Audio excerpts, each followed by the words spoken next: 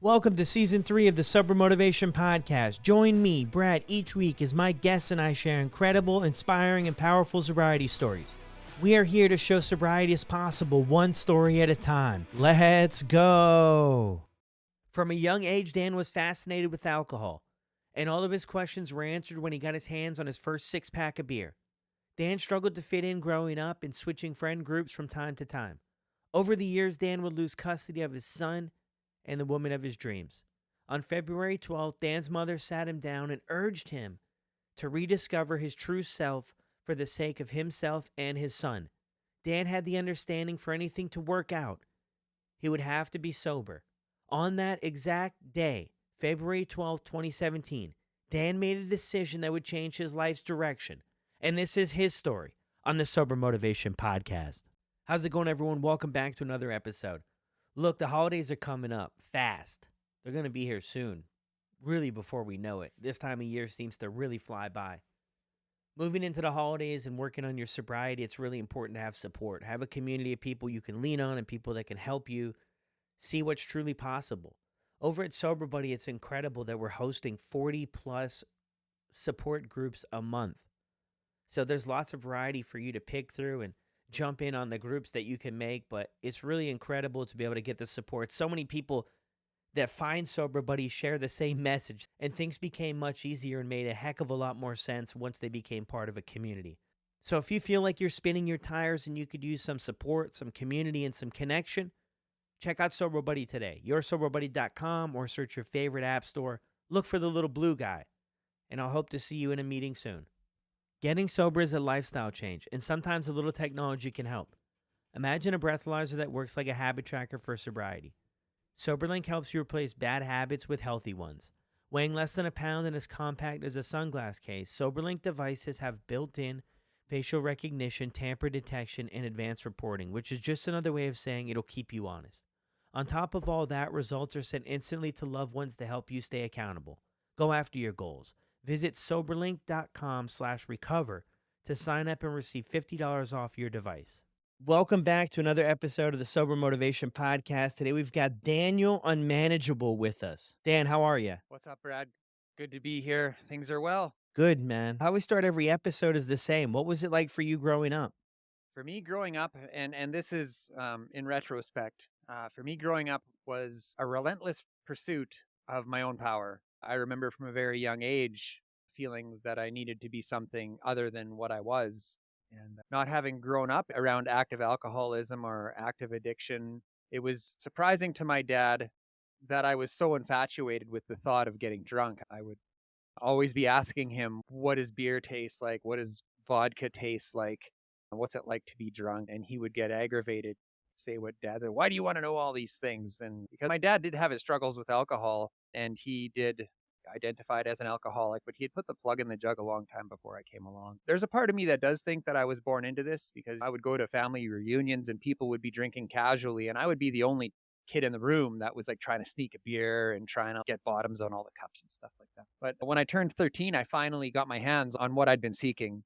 I got my hands on a six pack and man, like my first drunk was a blackout. There was no testing the waters. There was no concern for my own well-being. I had no inclination to think that something bad might happen. I thought that this was all good and was going to show me what I needed to see. This was going to make me who I was supposed to be. And I woke up the next morning after that blackout and I was soaked in piss and my pants were across the room. They were also soaked in piss. And you'd think that something like that would be a bit of a wake up call. Or maybe this ain't all it's cracked up to be.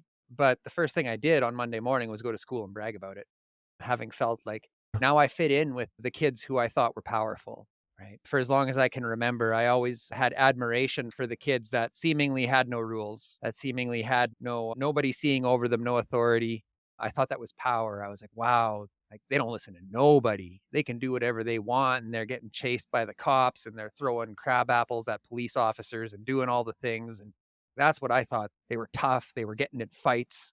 I thought that's power. That conjured fear inside of me. And I thought that fear being conjured was power coming from them. Yeah. Take us back, though, Dan. Take us back. So where did you grow up? What was it like for you at home? Did you have any do you have any siblings too? I do have siblings. Yeah. I was born in Regina, Saskatchewan. I spent the first 8 years of my life in a small town called Indian Head, Saskatchewan. And from that point on, we bounced all over the province. My dad was always looking for the next place. And now that I'm older, I can relate to that. Always in a hurry to get somewhere, not even really sure why. Mm. But I ended up back in Indian Head, and that's where my drinking career started. And growing up at home, my dad worked a lot, my mom worked a lot. I don't remember having a whole lot of fond memories of family experience. Of course, there's Christmas and there's things like that. But Mm. I remember my parents being tired. I remember my parents laying on the couch and watching TV and making supper and just not having anything left for me. And I don't blame them for that. That's just what I remember. Yeah. So, and my siblings that I had, by the time I come along, I had half siblings, two brothers and a sister, and they were already grown and mostly out of the house. I do remember at a very young age, my sister and my brother on their way out onto their own. So I grew up as mostly an only child. So Yeah. yeah, I moved to what we here in Saskatchewan call the big city of Saskatoon. The big city. The The Big Apple. shiny lights. Yep. Yeah. And by that time, I'd done some experimenting with marijuana and stuff like that. And what had happened was like my parents divorced when I was 12. And I remember being in the room and my dad was standing at the door leaving and my mom was standing beside me and they made me choose in that moment. They made me choose at 12 years old. Who do you want to Mm. live with them both standing there? And I chose to stay with my mom for a while until things weren't going the way that I wanted them to go. I had rules, I had boundaries, and the people that I wanted to hang out with didn't have those things. They were out doing whatever the hell they wanted. And I was mad at my mom for that.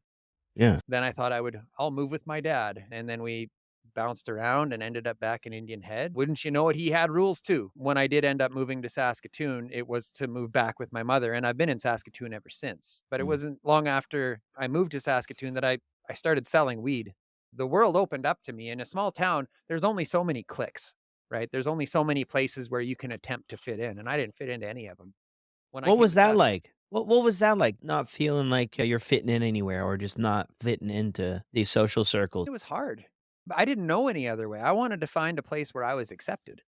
And looking back now, I can see that the kids that came from what you might call like healthy homes with stable parents and things like that, I wasn't interested in hanging out with them. I thought they were square and boring and weak. So I did what I thought I had to do, which was get drunk on Friday night, make a mess of myself like the people I wanted to hang out with.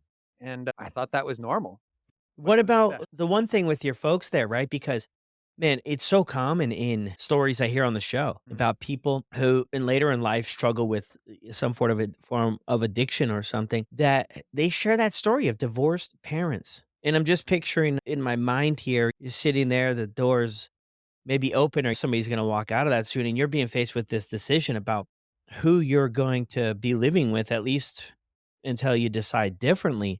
Is that how these situations play out? All of them, of course, are going to be different, but it's interesting to me in a sense that it played out like that fast. It was just like, okay, this is it, and you need to decide right here and now because my bags are packed and I'm gone. That's how I remember it. And Yeah. I knew that they weren't happy together at that time as much as a 12-year-old can know. Because Mm. there was yelling, there was never any violence that I can look back on. It wasn't happy. So I wasn't entirely surprised, but Yeah. I was even at 12 years old, I was really surprised that was laid on me. And my dad was, the door was open. My dad was standing at the door walking out and I was made to choose. So yeah, I hope that's not how it always plays out. Yeah, for sure. Yeah, I'm sure I think like you said too, there's probably stuff going on beforehand and maybe at 12 to pick up on everything and understand, I think the entire concept of it is probably a bit difficult, but in that moment, it probably made maybe the most sense it did. Okay, this is done and things are going to look a little bit different going forward. So you get into drinking at 13, you're like a lot of people refer to it as I'm home. Yeah, I'm Yeah. home now and things make sense and man, the big thing for alcohol too is that and especially smoking weed too in high school and stuff, is that Mhm.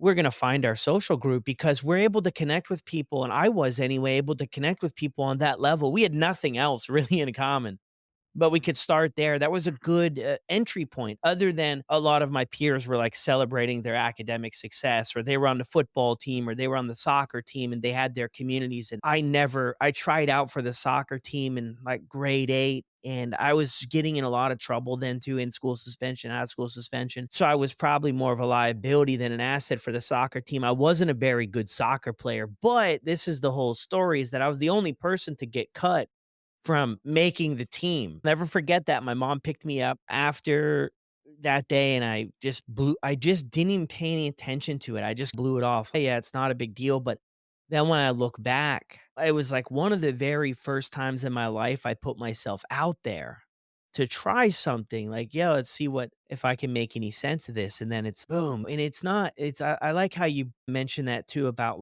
this stuff isn't necessarily other people's fault. Even with your folks and how things played out, it's not their fault, but the different situations we react inside. And I think that trauma starts to build. And for me, it started to build earlier. And the whole thing with trauma is interesting too, because I, for a long time, thought it would be these big, massive events, Yeah. but then it was like Capital little. T. Yeah, exactly. But it was Mhm. what I figured out years later, is that it's these little things of rejection. And that was my story of my life. It was rejection after rejection. And then what I'm trying to get at here, Dan, is that once I found my crew with the drinking and the drugs, I belonged somewhere. And even though I knew I came from a good home and that wasn't part of my upbringing, I knew it was wrong, but I would rather belong somewhere and do it wrong than not belong and do it right.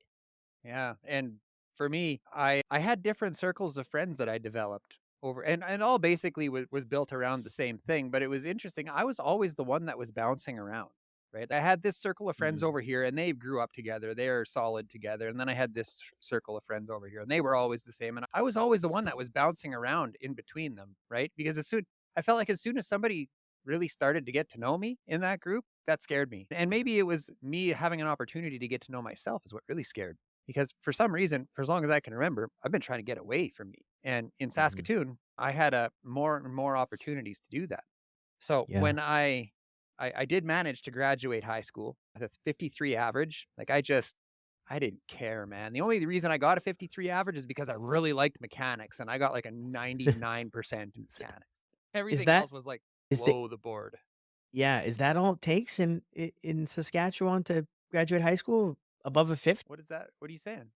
Just wondering. I'm just I wondering mean, that. back then it did. Yeah. I don't know what the benchmark is now, but back in 19 or whenever that was, all those years ago, maybe they're just like, you know what, Dan, this isn't for you. We'll see you Yeah, when we see you, Dan. There's the door, and make sure it doesn't hit you on the way out. yeah, It was the same for me, man. For school, I didn't have one fiber of my body that was interested in yeah. schooling. And that was tough, man. That was tough for me because that's what I felt a lot of stuff was based off of. You heard it over and over, right? You do on high school, by junior year, everybody's applying Oh for yeah, college. They're yeah, getting yeah. accepted at colleges. They're sharing their letters. They're getting scholarships. They're doing well.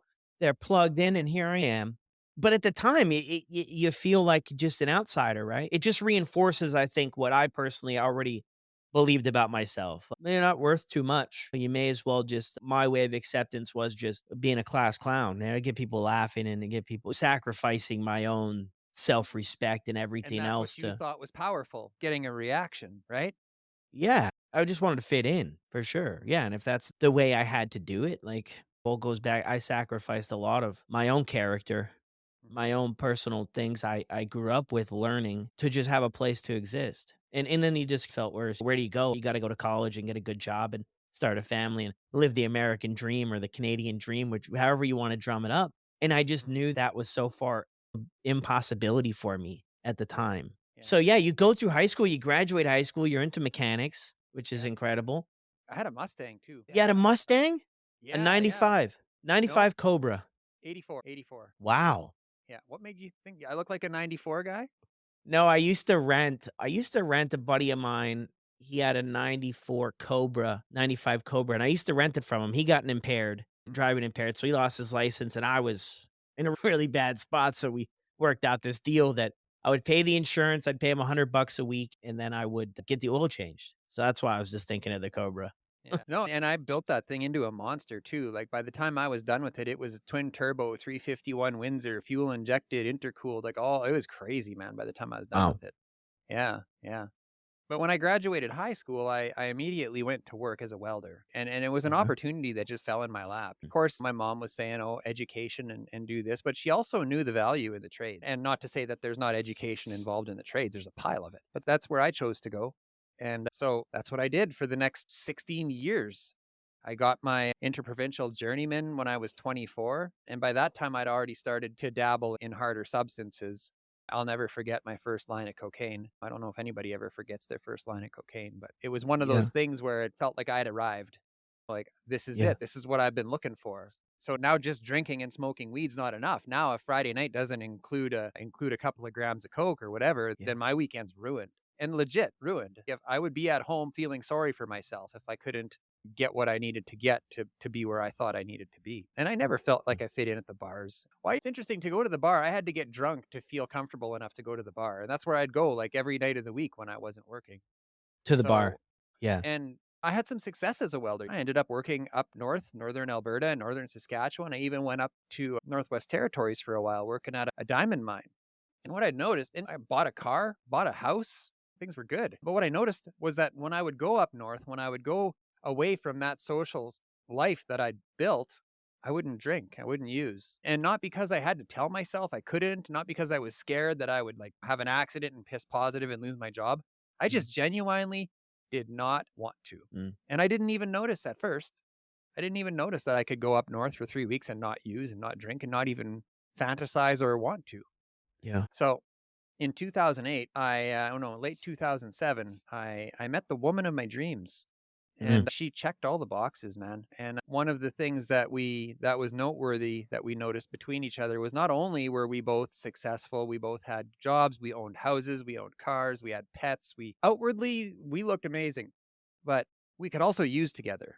There was that inhibition there in that relationship where I didn't have to hide my drug use from her and she didn't have to hide it from me. Every night was a case of beer and some weed, and then I was already using meth at this time, and unbeknownst to her, like on our very first date, I was high on meth and she'd never tried meth before. Mm. So it just started to get a little worse and a little worse. And then in 2008, I got laid off from my Mm. job up north. There was this massive layoff and where so many tradesmen were sent home. And Yeah. by that time, I'd noticed the pattern. I'd noticed, wow, like I can come up here for 20 days and not even consider using. I'd eat healthy. I'd play my guitar, learn new songs, go to the gym, work like a savage, show up to work, do good work.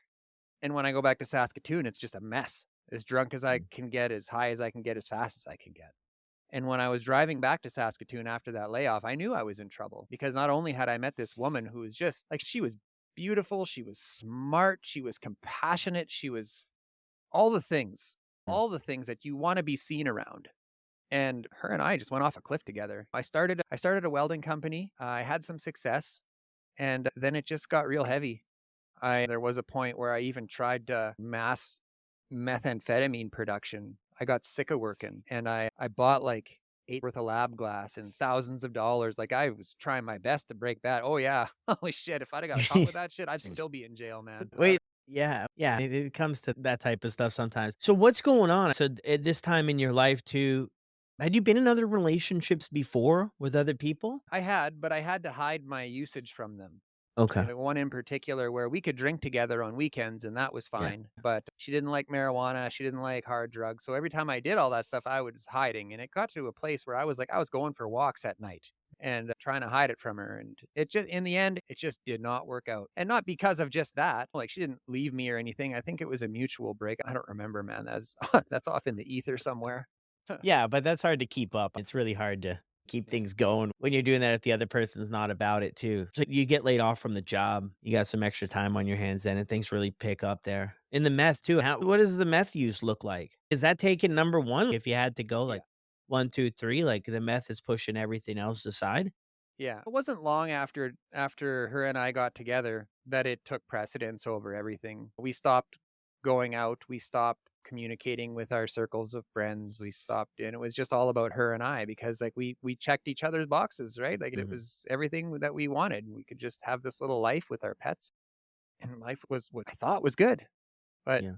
Then one night, and by the way, the meth production didn't work out. As good as a welder as I was, a terrible meth chef. So all of that money was for naught. And you know what? Honestly, thank God. Like, what would have happened if I had like pounds and pounds of meth sitting around? Yeah, So, that could have been a whole 'nother problem. What did you end up doing with it all? Do you bring it to Value Village? oh yeah, you just bring it to Value Village, eh?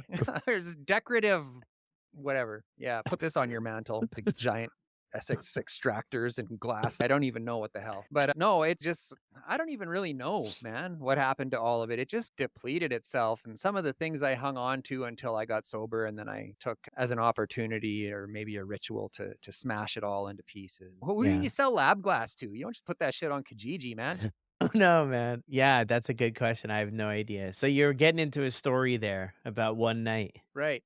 So one night, and I are at home. Oh, and this is Donna, by the way, the woman of my dreams to this day. And we had a rough patch there, and we're going to talk about that. But she hurts her back, and we learn that a loved one has OxyContin for pain, right? Mm, Legitimate use for this stuff. So wouldn't you know it, we're over at this person's house, and oh, Donna's back is so sore, and of course, not knowing anything about the dangers of this medication, of course, he wants to help. So now we have Oxy, and we love Oxy. And we learned mm. that's it, man. That's the warm, fuzzy blanket. Oh, wait, so your back started hurting as well then? Yes, no, Not really. I didn't say that. This was all Donna's back that was hurting, and I was just Yeah. along for the ride.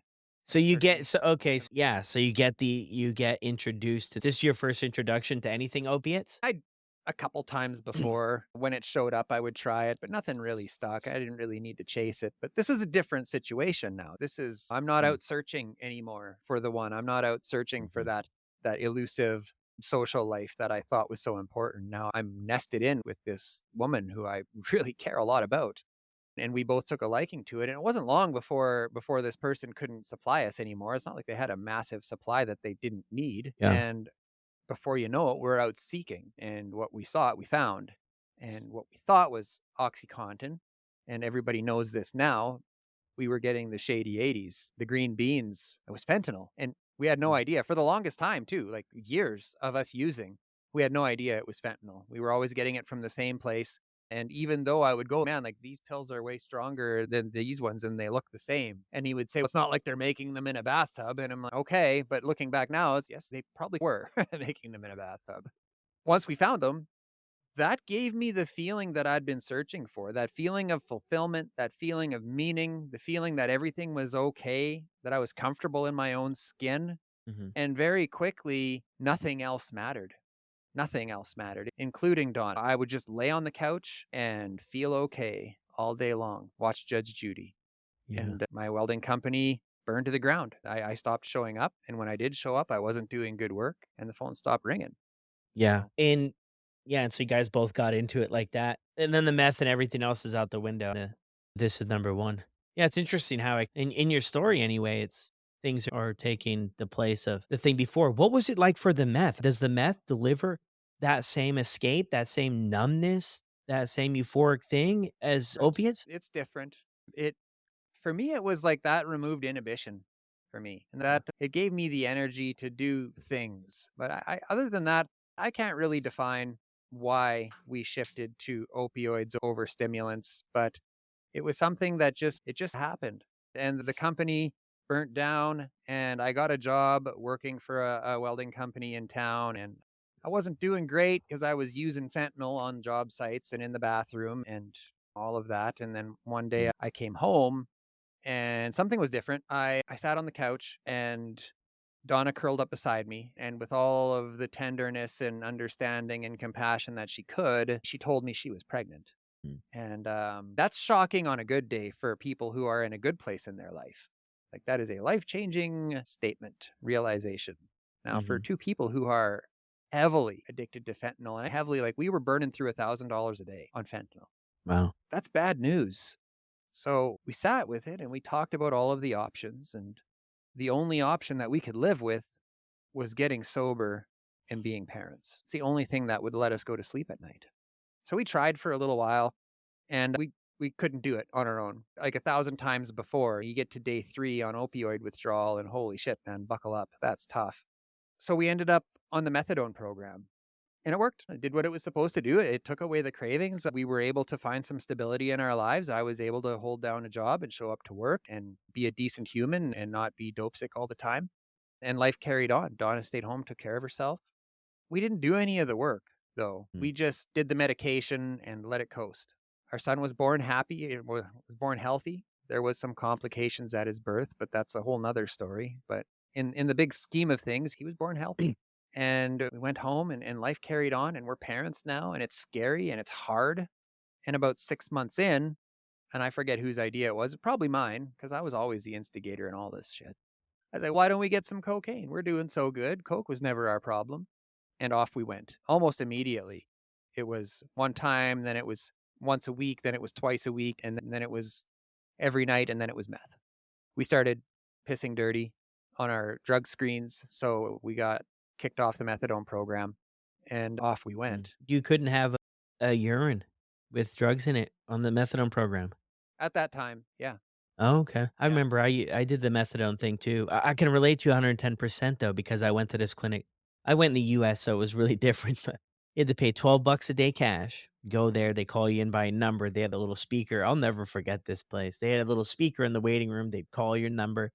You'd go back. Man, at the time, I couldn't quit. I couldn't quit drinking, and I was doing cocaine too. So I'd have urine with the cocaine in it, but they used to breathalyze me every morning when I get the methadone. Sometimes I wouldn't be able to get it, and then I would just have to be sick because it's a whole the story behind it's just madness. But Isn't it interesting how you can get penalized for displaying symptoms of the disorder you're there to get help for?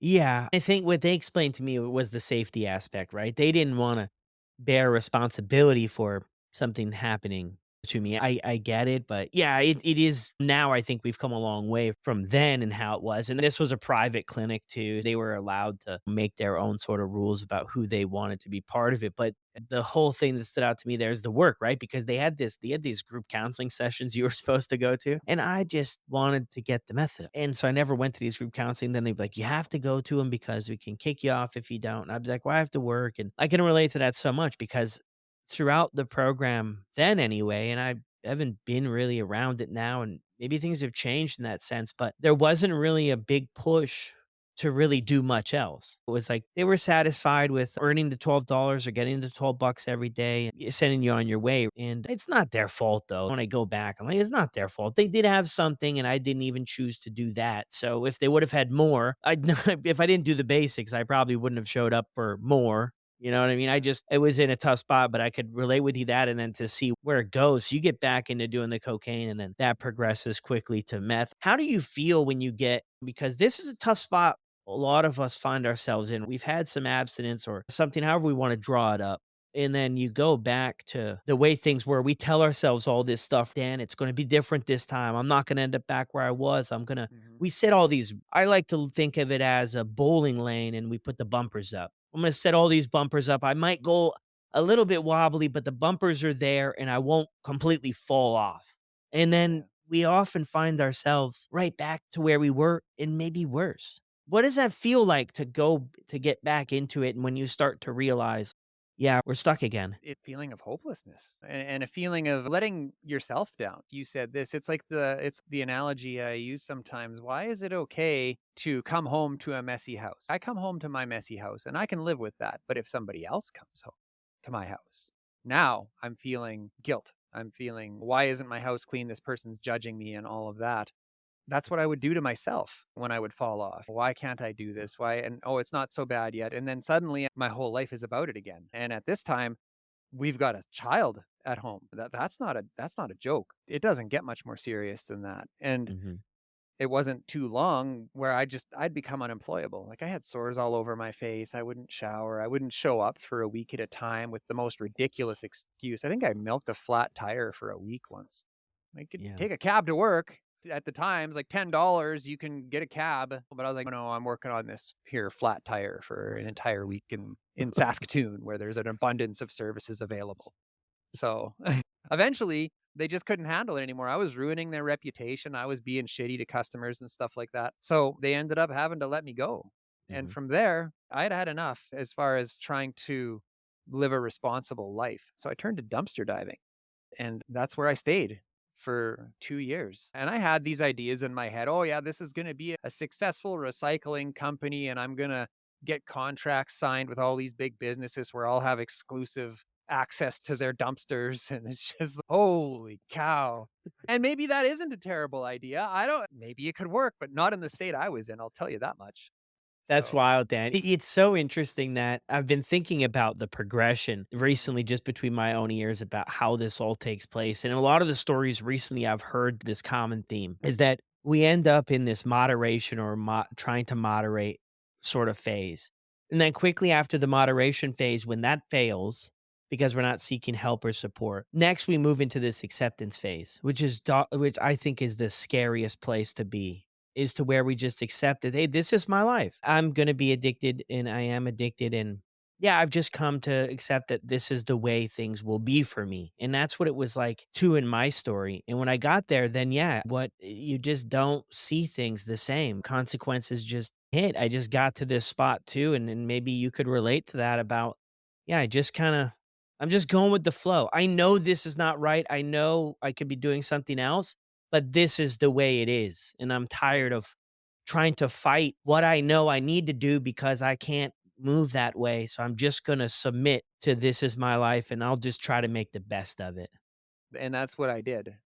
And I always like, there was a part of me that always knew that what I was doing wasn't permanent. And I remember lots of times where I would be like heading out to the garage to use or whatever. And I'm still at this time, still living in the house that I had purchased. This was still my home, and Donna was living with me, and I'd be going out to the garage to escape, right? That's something that I did was I checked out on Donna. I checked out on her. And I'd be going out to the garage and be like, man, I got to quit this shit, but not today. And that would make me feel good. Oh, it's not today though, but I do need to quit. So there was definitely like a realization that I was hoping that this isn't the way the rest of my life is going to go. So the house fills up with garbage. I smashed all the vehicles. And Donna would tell me, don't drive. You've been up for 3 days. You don't need to drive. You don't even have a license anymore. The vehicles aren't registered. Please don't drive. And I would. And I'd be like, I have to go dumpster diving so that we have money for whatever. And all I was doing was getting enough money to stay up all night and buy the drugs that I needed to stay up all night, to get the scrap that I needed to get the drugs, to stay up all night. It just was an endless cycle, Yeah. you know, and that's Oh, all is I that was what? doing. So that's what you were doing with the dumpsters then? You did look for scrap metal cans and Cans throwaways. and copper and electric motors and insulated wire, and all of these things held some kind of value, right? By the pound, 50 cents a pound, dollar, whatever. Aluminum, all of whatever I could get my hands on. And They ever ask some you where days, you I mean, some days I did pretty good. I remember this one time I came across this pile of scrap that was filled with copper bars. I was like, holy shit. And that's what really hooked me. It was that one score. Like that one score, I found like thousands of dollars worth of copper and on the side of the street. And from that point on, I was like every night I was like out there trying to find it again. Yeah. Did So they ever ask you where you came up with all the items from? No, it was early in the game. man, Now I think it's probably changed a bit because I know a lot of people get pinged. I think the copper yards are like pawn shops. You probably gotta show them something now because it became a heavy thing. Yeah, that's so that kinda got you hooked onto it, right? That you could mhm, make this happen, and that's anybody I've always heard this, anybody who struggles with gambling, the worst doggone thing is to win, right? Because if you get yeah. that win, you get programmed in a sense to think it's gonna happen over and over again. So you're doing this. That must have just been a chaotic existence in a sense. Oh, it was every night it was just desperation. Yeah. And it turned from dumpsters to theft, and I never really got super heavy into the theft thing. I preferred not to, but, like, I Yeah. would be siphoning gas to get fuel for the car, and eventually they all got smashed. I ended up, being a welder and having a welding shop in my garage behind my house. I built a little mini motorcycle with a 5-horse Briggs& and Stratton engine, and I built a trailer for this little mini motorcycle, and I just drove it. I just drove it. I didn't care. Cops would drive right past me, and I swear they looked the other way because I bet you I would have been a pile of paperwork for them. So it's like it was out of control, man. So I would go and I would do these rounds, and anyways, I bad people started showing up, very unwell. And again, Donna was like, "We have a child at home," and Mm. who I'd also completely checked out on, who is now 2 or 3 years old. And she begged, she's, "Dan, don't bring these people around. These are dangerous people." And I wouldn't hear it. And it got dark, real dark. On November 30th of 2016, there was a knock at the door, and it was 2 social workers. And they came into the home and they looked around. They looked at the state that we were in, which was very obvious that we were struggling. We were both extremely unkept. The house was filled to the top with garbage, and there's a 3-year-old little boy in the midst of all this chaos. And they called the police. And the police showed up. They looked around. They had a laugh. They thought this was funny, and they apprehended our 3-year-old son. And I'll never forget when he was walking out the door, I handed him his favorite stuffy, his best little bud from birth. Always, every bedtime, wherever my son went, this stuffy was sure to go. His name was Puppy. And on that day, the last thing I handed him on his way out the door in the arms of a smiling social worker was Puppy. His guardian of dreams and his catcher of a million tears went to watch over him where I couldn't. And it went black. 16 days later, after several conversations with the ministry, unbeknownst to me, they told her, you can't stay there if you ever hope to see your son again. And you can't go to your parents because your son is at your parents. So the two places where she perceived things to be safe, where she saw that there might be a solution to this challenge, had been taken away from her without an alternative. They said, we don't have anything for you, but you can't stay there. So one of the people that had started coming around, gang member, murderer, rapist, talked to her and said, I can help you. You can stay at my mom's house, and I know the ministry, and I know the mechanisms, and I know all the things to do. And without an alternative, she accepted. And on December 16th of 2016, she left. She left the home to a life on the street, wherein immediately all promises that were made had been revoked. And she ended up in an extremely violent relationship, and absolutely horrific things happened. And they didn't stay gone. This person would send me text messages and make death threats. And there was a night where I was held hostage in the bathroom of my own house with an axe to my throat. And when I had nothing left to steal, when I had nothing emotionally, physically, spiritually left for him to sap out of me, it got quiet, real quiet. My home was in the last stages of foreclosure. All my vehicles were gone. All of the people I considered friends were too afraid to come over because they were scared of this guy that Donna was now with. Donna had become his property. The heat was turned off in the house. Did you know that if you don't pay your heating bill in Saskatchewan for over a year, they come and take the meter off your house? They just cap it. Really? Yeah. I didn't know that. They didn't get a phone call saying, hey, you guys are struggling. Can we help you in some way? None of that. Tradesmen showed up and took the meter off my house. Have a Jeez. nice day. So one day, my mom's been in the addictions field in Saskatchewan. She served for 40 years, and a lot of those years was in private practice as an addictions counselor and a substance use professional. She comes to the door in all of her professional capacity, unbeknownst to me at this time. Now, at this point, I hadn't shaved or showered or anything for weeks and weeks. I didn't even take my boots off until I couldn't handle the slimy feeling anymore. I had given up all hope on life. It was just autopilot. You know that saying in the program, just for today? That was me. I needed meth just for today. That's as far as I could see. And she takes me out for lunch. And I can't imagine how I must have smelled. There were a couple of times where family members would show up at my door and like their faces would go white when I would answer because it was just, I was a dead man walking. And she sits me down at the table, and I believe she bought me a beer. I can't remember that clearly. But she starts plotting. She starts scheming with me. She's, Dan, you need to go back up north. Like, you need to find some stability. You did good up there. You need to save some money. You need to get your house out of this mess that it's in. You need to work with the ministry and get your son back in your life. And all of these things she was saying, and I stopped her. And I said, Mom, don't I need to get sober first? And she went into complete autopilot. This is it. And she reached into her purse and she pulled out a form, and the form was all filled out. She had filled out that entire form, and she sat it down on the table and she gave me a pen and she said, sign right there. And I did. 10 days later, I walked through the doors of detox. 10 days later, I walked through the detox doors. That was February 12th, 2017. I haven't used drugs in a problematic way since that day. And Wow, dude. that was the day that my mom Jedi mind tricked me. She made me say it. She knew that if she said, Dan, you need to go to detox, I'd have pushed in. So she Yeah. said everything Yeah. except that, and she allowed me to fill in the blank, and it worked. Wow, that's so powerful to get to that spot. She probably just was over the moon with joy at that point. But that's so true. That's the thing is I heard on one of the episodes, my buddy Pete and I share this all the time because this always comes up in so many stories. The alcoholic, for lack of different terms for right here, only gets sober when it's their idea. And that's where it makes a big difference is that we've got to come to that conclusion ourselves and get some support right after that. But that's incredible. That's what day was that again? February 12th, February. 2017, 9:26 a.m. was the last drink I ever took. Wow. And what have things been like since? So you go to the detox. So run us through what the heck it's been like since, right? Because in the story there too, your son is apprehended too. Donna's out of the picture. I think there's still the communication there to an extent. It sounds like the other part of it, Dan, I'm sure it goes a lot deeper than that, but the part you shared there, that's intense, Yeah. heavy stuff, man. How do So you begin?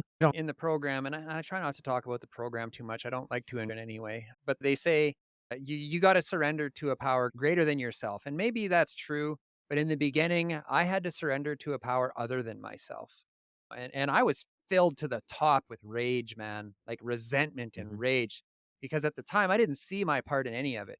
And even if I did see it, I can say, "Oh, I wasn't there for Donna. I stepped out of the relationship." I could say those things. That was lip service because I didn't feel it. I mm, didn't feel it and understand it at any sort of deep level. So in my heart, I was so angry that she left that and like she was still out. There was no communication between us. She was out. She was on the street. I would hear rumors of the horrific things that were happening to her out there, and every once in a while she'd show up in a shelter and things like that. But I did what I was told to do. I said, "Mom, mm, what do I do? Like, I don't know how to live. I don't know how to live. What do I do? How do I even, you know?" And she says, "Go here, go there, go whatever, and do all the things that she deal with the ministry and go to meetings and do the things." And I said, "Can you buy me a car?" And she's like, "No." She took me to the pawn shop and bought me a cheap little bike. She said, "There you go." So here I am pedaling around the metropolis of Saskatoon, and then I'm doing the things, man. Like I ain't arguing anymore. This ain't an argument. It's mhm, just I'm going to meetings. I'm working with the ministry. I got into sober living. So now I'm in this sober living house and I'm being held accountable. I have to do weekly drug tests for the ministry. I have to do mandatory meetings with whatever, case mhm, planning, all the things. I started getting access to my son. At first, it was supervised access. Every 2 weeks, I'd get 2 hours, and then it was every week I'd get 2 hours and on until I'm getting mhm, overnights. And then on July 31st of 2017, I am awarded interim custody of my 3-year-old son.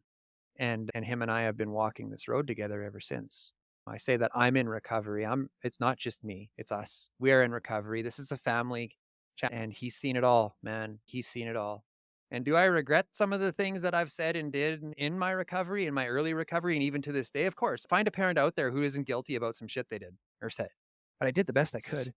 I mhm, graduated it was called the Coming Home program, the sober living house I was in. And I graduated it and him and I move into an apartment and now I'm a full-time single dad. That became who I am. Look at that young man doing so good in his sobriety, stepping up to the plate for his son, and that just became just who I was. Everybody knew my son, everybody in the rooms.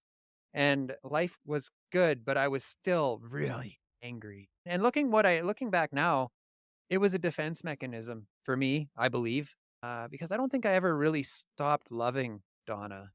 I definitely checked out, and I mhm, definitely led her to believe that I didn't give a shit about her. But it was easier at that point for me to hate. It was easier for me to hate than it was to love. It was less painful to hate. And one day, we come home from a camping trip, and her dad shows up, and her dad says, "Donna's back." And you'd think I'd be happy to hear that. Oh, thank God. But I was angry because now my identity is being threatened again. The power that I've been seeking all my life, I was starting to find it. I was starting to think, this is it. This is who I am. And now Donna mhm, has come back, and now that's threatened. I'm not going to be the single dad anymore. People are not going to revere me and respect me because now I have to share my son and just selfish bullshit. And you know how it is healing. It's not easy. mhm. A vicious court battle erupted. We tried to be amicable, but we couldn't meet eye to eye, and a court battle raged on. And let me tell you, despite all of the terrible things that I've been talking about today, family court has been the most challenging part of my life so far. I never had thoughts of suicide until family, and that I was even in my addiction. I had never considered suicide until family court. Wow. Yeah, Wow. that raged on for 2 years. And in the end, we both got what we wanted anyways. I wanted drug tests from her, and she wanted 50-50 custody, and the judge thought that were both great ideas, but we had 2 conniving lawyers that decided that making us fight as long as possible would be in their best interest. Yeah. So now we are friends on Fridays. No, not at the beginning, we weren't. Because we have to transition, right? Every Friday, I have to see her now. So at first, it was like very much guarded, very much just take my son, give him a kiss, see you later, not really talking at all. But slowly that turned into something different where we would have conversations, Donna and I, and we became friends. We would talk to each other about our own struggles and things like that. And we would have supper at her house or supper at my house, usually her house, but she's a better cook than me. And she came back pregnant. So now there's this beautiful little girl in the mix as well. So she's got her daughter and now my son part time, and she's doing the best that she can. And I'm still judging the shit out of her every opportunity I get. She comes into recovery, and I'm a staunch program person at this time. And I'm telling her, you got to do this and you got to do that. And if you don't do this, you're not in recovery and you might as well just die and all that fucking bullshit. Anyways, so now we're friends on Fridays. And then COVID hits and she becomes legally the only person that I can see in person. So our relationship started to deepen, and I took a safety course. I was gonna be a safety guy when COVID struck. I was like, "What am I gonna do with myself? I can't just sit at home and stare at the walls." So I Mm. decided I was gonna do that, and I got into it, and it was terrifying. I didn't think I could learn nothing. I thought my brain was cooked. And a few months into that, the idea came to me out of the blue. I to this day, I don't know what the precursor to this thought was, but it was, "You should start a podcast." And I looked around and I'm like, "Who said that? I barely know how to open a Word document." And I'll never forget the day that I was walking. It was like a February morning in 2021, and I'm walking along the river. I had just gotten a little puppy, and it was a beautiful day. The steam was coming off the river, and the skies are blue. And the name came, said Hard Knocks Talks. And I stopped in my tracks and I cried. And I said, "Thank you to whoever just gave this to me," because finally, after this lifelong pursuit of my own power, I had been given this thing when it was just like, "Here, Dan, like you can use this to make sense and to make use of all of the pain, of all of the struggle, of all of the confusion and the bullshit. This is what you can do with it." And on February 12th, my 4 years sober, February 12th, 2021, the very first episode of Hard Knocks Talks went live on Facebook, YouTube, and Twitch TV. And I was home in real time, present. And within a few months, school became my side hustle. And I Mm. graduated with honors. I did good. I'm a safety practitioner now if I ever need to do that. Now I'm not even very big. Like I don't even think I had 1,000 followers on Facebook, and I'm getting sponsors and I'm getting grant funding. I'm like, what the I called up the treatment center here in Saskatchewan and I said, "You guys should sponsor me." And they said, "Send us a package." And I said, "What do you mean?" I didn't even know his sponsorship package. What are you talking about? Yeah, it's a hold on before you get too far. What was your first episode? What the heck did that look like? Was it a guest? Yeah, Who's your yeah. first guest? His name's Dwayne Cameron. He's a family friend of ours. He's been in recovery, I think, 37 years now, and he's an addictions Okay. counselor here in Saskatchewan. And it was just like cringy, man. I look back on it now at the opening. I was like, "We're here to take off the blinders around." It was just like, oh, dude. And the thing is, people still go back and watch it because they hear about Hard Knocks. Oh, let's go start at episode one. It's like, oh, geez. But you get to see, your progress. If that was still your production, then Yeah. you might say, "Okay, we gotta do a little bit different here." But to see where you're at now compared to then has gotta be a good feeling. And all the lives that you've, been able to impact along the way. One of my favorite things about podcasting is about doing any of this stuff is because we make this show and we do it all for the people, but I think I do it all for the people as much as I do it for myself. And I don't know if the people 100%. know that about people who do this type stuff. What about you? Yeah, of course. I love doing this. I love having, and another thing about it that I really love is the capacity to build relationships with people you may not normally have access to. Mm. Like the relationships that I've been able to build in doing this. And of course, I love it. You have to love what you do or you won't be able to keep doing it. Like I'm going to be coming in February. This will be 3 years that I've been doing this. Wow. If I didn't love it, there's no way. And I know me. I know me. If there's something that I don't love doing, I will go to great lengths to not do it. Folding laundry. I'm not doing it. I do it. I am starting to do that now, but Oh, well, I'm that's learning good. a lot about and God. The story's not done yet, so I know we're running short on time. But so I start the podcast, and I'm having success, and I'm coming to the end of the school year, and my mom's saying, "What are you going to do for money over the summer?" And I said, "I'm going to podcast," and she said, "Yeah, that's not going to work."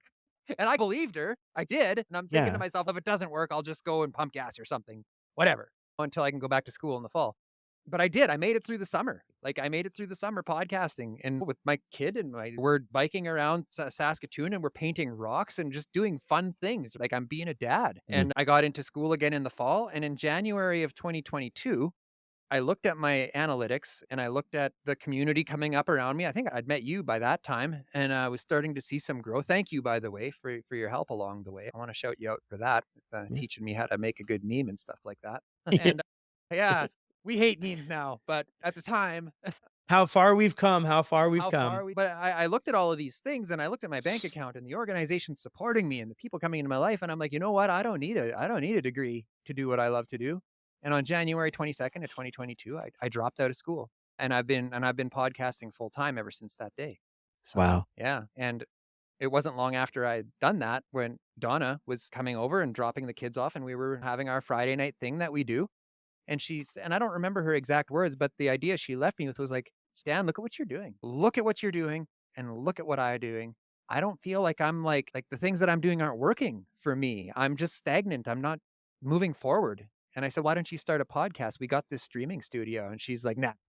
So she did. She bought into it. She's like, "Yep, okay, screw it. We're gonna do it." And the courage it took her because she is not boisterous. She's coming into her voice now. But at the time, she's not boisterous. She's not like me. And I like to refer to it as the analogy I like to use is I'm the bumblebee that's like bumping into your window, like trying to get your attention. And she's the ladybug that's underneath the leaves, like just doing important things that not everyone knows about. Yeah. So when she agreed to that and she found the courage to sit in this chair in front of these lights and go live, like going live is like a whole nother level of courage and commitment and uncertainty. I knew that at that point something was different. Not maybe necessarily just with her, but in our willingness to work together for a common goal outside of parenting. And we sat in this very studio and we worked together that day. And after that day, I said to her, and I've been thinking about it a little bit for a while. I didn't even want to admit to it myself, but I said, "This is gonna be really weird if we go down this road and we aren't together." And she's like, "What? What?" And it was that day that we reconciled, and she brought this beautiful little girl into my life, and obviously herself, again, we've been building a life together over a year and a half now, building this platform, raising this family, and healing on this road to recovery together, and it's turned into the most beautiful opportunities. I can't even begin to explain to you the gratitude that I feel for the opportunities that are coming our way. That's incredible, Dan. I'm so glad you ended up with Donna coming back into the picture and everything like that. I Me think you did too. that on purpose, probably, or the timing, right? It just worked out that way. And the ability to you guys doing the podcasting together and working together and just with both of your stories. So powerful, man. Because you've been went through a lot, like a lot, dude. And I know in this time, an hour seems overwhelming and it seems like a long time, but when you really get into it, an hour is just nothing. We're just scratching the surface barely here for what you shared too and how far you've come and how much you're offering hope for other people and help for other people. And it's incredible, dude. I remember the first time I saw you on Facebook. I don't know how I saw you on Facebook, but you had this studio and I said, "What the heck has this guy got going on?" Like, he's got, like, ESPN slash, like, CNN inside of Facebook. And I think that's when I reached out and maybe made contact to be like, "Hey, this looks pretty doggone cool for what you're doing," and, I was drawn to it and connected. That's a lot of work, and it's just been cool to mingle back and forth over the years and how time flies and everybody grows, and it's yeah, man, I just appreciate you and your support for me and what I do and just the friggin', moving forward and just trying to make a difference, right? Yeah, and likewise, I mean, we could get all sappy and mushy here if we wanted. We'll spare the audience that, I think, and just say, yeah, I'm grateful for the guidance that you've given me now. Maybe I've inspired you in some way, and I'm grateful for that. But definitely, like the community that's coming up around me, and like the people like you, like Justin from the Hope Shot, Sonia Johnson on Quinn Stone, like all of these people. We're all coming together and we're all learning at the same time. And none of us are doing it perfectly, but we all bring something to the table that holds value. And these people in my life now, they realize that they hold value. And that's a beautiful thing, man. that's a beautiful thing that you just can't can. Yeah, exactly. Why don't we sign off with this question here, Dan? If somebody is listening to the show right now and they're struggling to get or stay sober, what would you like to say to them? Don't assume you know what your future holds. Do what's in front of you, be where your hands are. There are things that work, and I know it's hard, and I know it's not perfect, and I know the life's not fair, but be where your hands are. Do the next right thing, and don't put expectations on your future because that will fuck you up. Beautiful, man. I love it, dude. Well, there it is. Another incredible episode. Huge shout out. Huge thank you to Daniel Unmanageable from Hard Knocks Talks. Be sure to follow Dan on Instagram and Facebook at Hard Knocks Talks and send him a message if you enjoyed the episode, if some part of it was helpful for you, or you could relate to any part of his story. Thank you again, Dan. What an incredible share. I'll drop all Dan's info as well in the show notes of this episode, and I'll see you on the next one.